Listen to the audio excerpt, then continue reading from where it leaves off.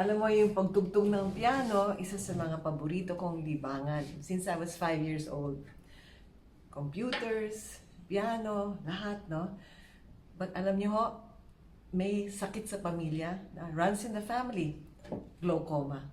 And I want to talk about glaucoma kasi ito ay isa sa mga sakit sa mata na talaga nakakabulag. Kung mabulag sa glaucoma ay permanente.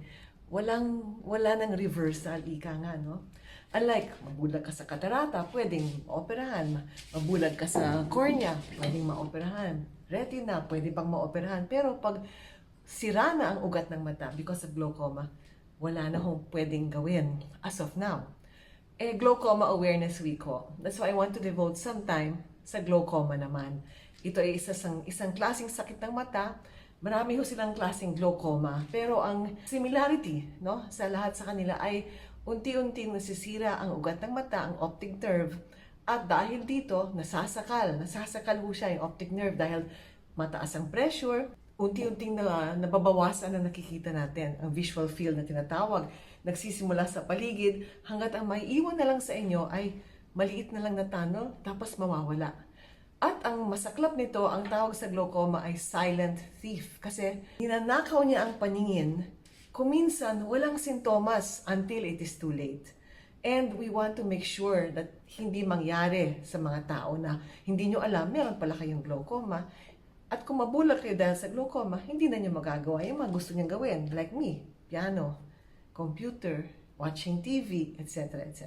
Sino-sino pwede magkaroon ng glaucoma? Actually, almost everybody. But, ano mga tinatawag nating high-risk factors? Kailan kayo dapat maging mas maingat o magmasid? One is, kung may history kayo ng glaucoma sa pamilya. One is, kung kayo ay over 40 years old, magpa-check up kayo because madalas lumalabas yan after the age of 40. Another thing is, na-trauma kayo sa mata. Kung minsan tamaan ng bola, pickleball, tennis ball, etc. etc. Badminton, kung minsan sa shuttlecock, kung masyadong malakas ang spike, it can cause detachment, it can even cause glaucoma. Another one is kung yung inyong mata ay masyadong mahaba, masyadong mataas ang grado nyo, mahaba masyado o maiksi masyado, pwede rin kayo magka-glaucoma. It's also more common sa mga Asians at Africans. At dalawang klaseng generally ang glaucoma, yung angle closure at yung open angle.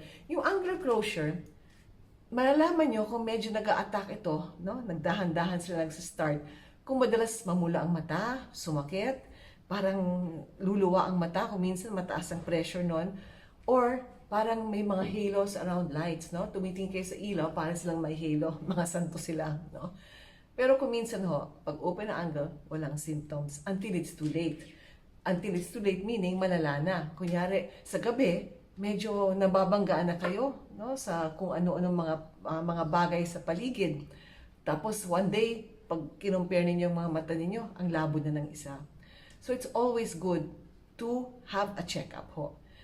Especially kung nasa pamilya ho ninyo, ha? Namamana ho ito, nasa family, ika nga.